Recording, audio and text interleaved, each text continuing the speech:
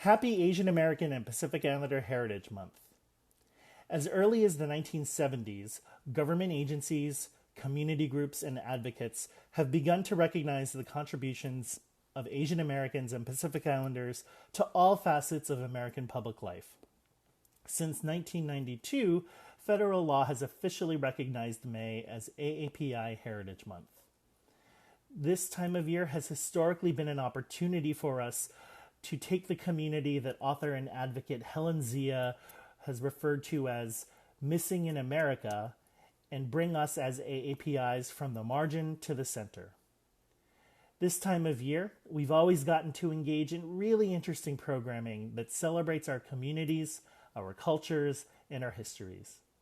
AAPIs are the fastest growing population in the country, and whether you learned about us in your school books or not, we've played critical roles throughout the history of this country. From being the first workers to start the strike that brought Cesar Chavez to prominence and starting the United Farm Workers movement, to being the Supreme Court plaintiffs that set in place the legal precedents for things like bilingual education, the concept of disparate impact, and birthright citizenship. Throughout the years, API Heritage Month has allowed us to develop programming that's included cultural performances, an opportunity to present awards to leaders in our community, and a foodie-licious evening of tasting cuisines from all of our different cultures. This year, however, AAPI Heritage Month finds us in conditions none of us could have predicted or anticipated. While we still want to recognize the role we've played in building the diversity that our country continues to pride itself on, we've also tried to strike an appropriate tone that acknowledges the loss that we've faced in all of our communities. Unfortunately, the rise of violence and harassment that Asian Americans and Chinese Americans in particular have faced, while being unjustly and incorrectly scapegoated for the coronavirus, has also been part of the context in our recognition of AAPI Heritage Month this year. With all of this in mind then, our theme for AAPI Heritage Month this year almost wrote itself.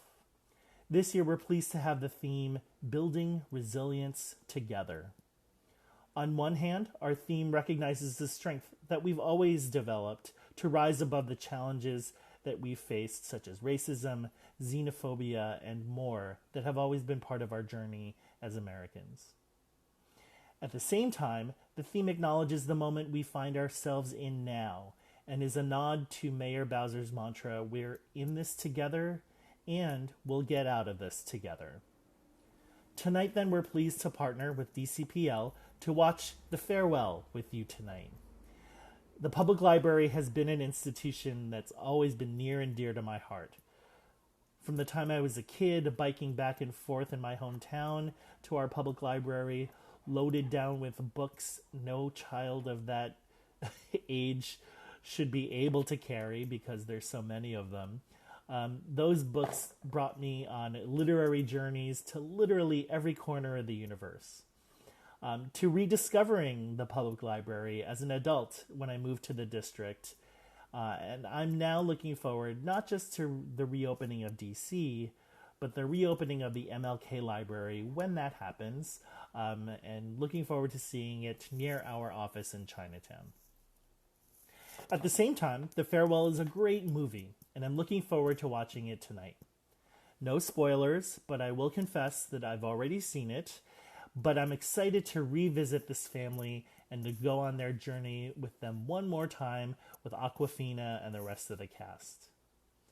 So with many thanks to our friends and colleagues at DCPL, with gratitude to my staff at the Mayor's Office on Asian and Pacific Islander Affairs, and with hearty thanks to you all for joining us, I'm going to grab my popcorn and we'll talk to you on the other side. Again, happy Asian American and Pacific Islander Heritage Month.